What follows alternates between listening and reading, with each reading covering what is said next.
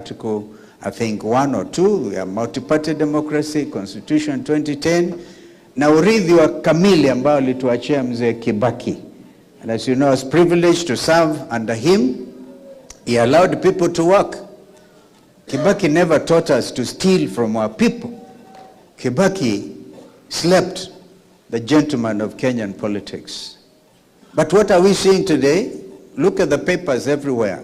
Everywhere. Who is benefiting from all these cartels? We are a country led by cartels. But what the mood is, Mheshimiwa CS Matiang'i, the mood is revolutionary. Kenyans can't even wait. A lot of them have just come from the United States. And people are saying, even this advantage you are giving William Ruto, one term, we are being very generous. The country cannot wait. Kuendelea watoto is not enough. Kwamba jensis waliuawa. Now we are almost in the month of March. And what William Ruto and RAILA had even put in writing, and I have it on authority of Senator Sifuna himself, because Secretary General of ODM, kwamba the 10 points ambazo walielewana, some of which were drawn from the NADCO report, nothing has happened. And even if we were to begin to say, wapeane kazi hii kwa national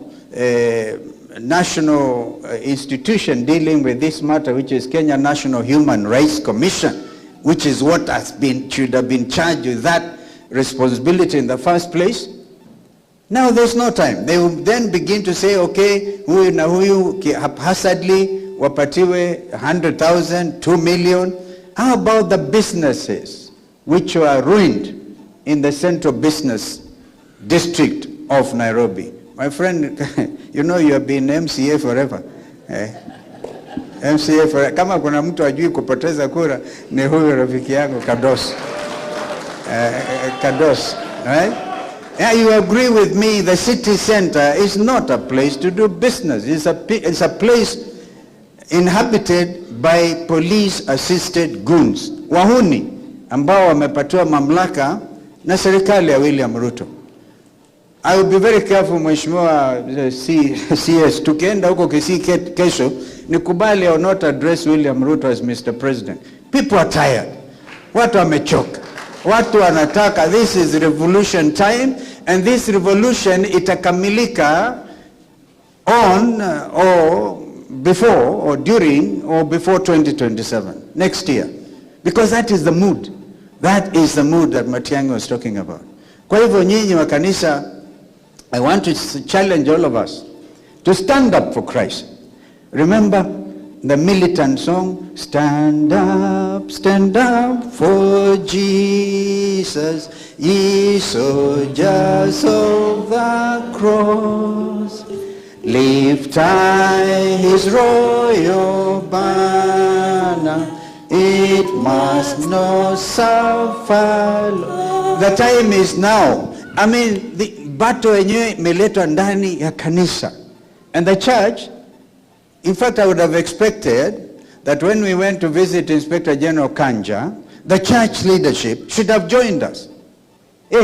Dress properly, say we will not accept what happened at Witima, ACK Church. We can't understand what happened in Mwiki. We will not accept it. And to say enough is enough. Lakini tusipofanya hivyo, I want you to know the youth of this nation have decided to take their country back. And if we are not careful, wataichukua na sisi tuwachwe kwa madhabahu na wako kule, because they have the impatience. They have the impatience. And they are concerned about integrity. Even in church, integrity everywhere. And I want to finally suggest, Mother is very clear, and my brother Matiang'i, and I think all of us, tulienda kwa IBC, tukaketi na wao. After that, Mother wrote a letter on our behalf, which we took to Inspector General of Police.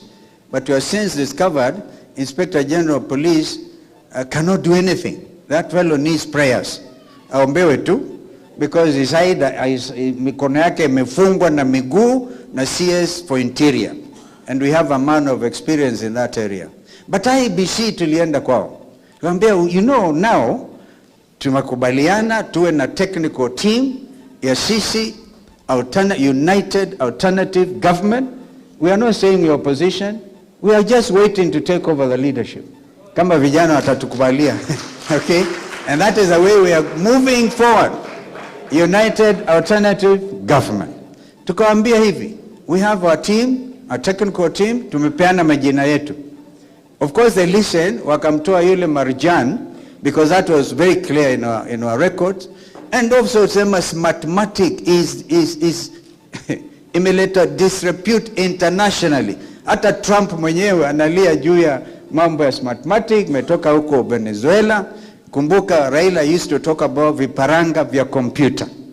We will not agree. Hatuwezi kukubali viparanga hiyo ya computer. And the number one thing, metoa Marjan. Mumeruka watu wawili qualified deputy CEOs. All right? Mukachukua director Court Nkuli ambaye tunajua katika petition zetu. That is a person who should not be allowed to take over as a CEO of IBC. Hiyo tunaangalia. So when we say you will not steal, Fred and my sister there, this is what we mean. There must be open recruitment of the new CEO wa IBC. Hatutakubali mtu kama anaitwa Sunkuli who was part and parcel of mambo haya smartmatic. As a matter of fact, legally, hii maneno tumefuata kwa ndani sana. Tumegundua kwamba kuna ile inaitwa framework contract and procurement law. This thing about smartmatic was tied to that framework. Iliisha in I think April last year. Kwa hivyo hata uchaguzi legally wa Malava na Mbere and ongoing by elections under smartmatic is actually illegal.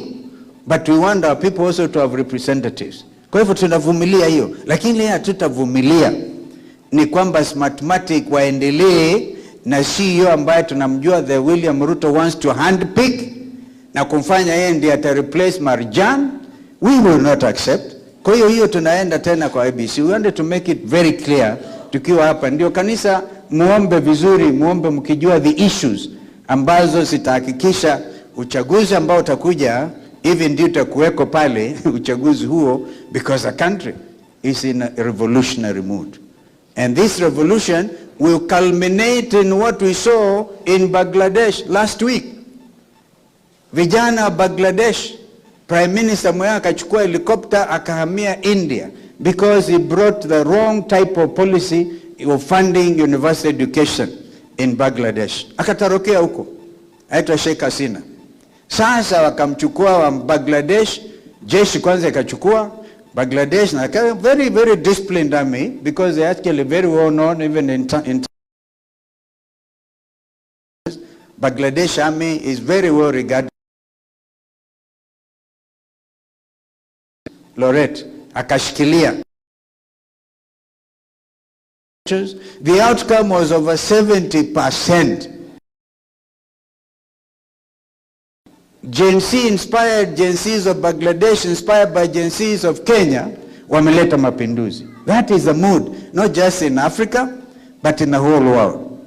So, kwa maoni yangu nikamilishe, ndio tuendelee, we should have no worry at all. This is a nation under God.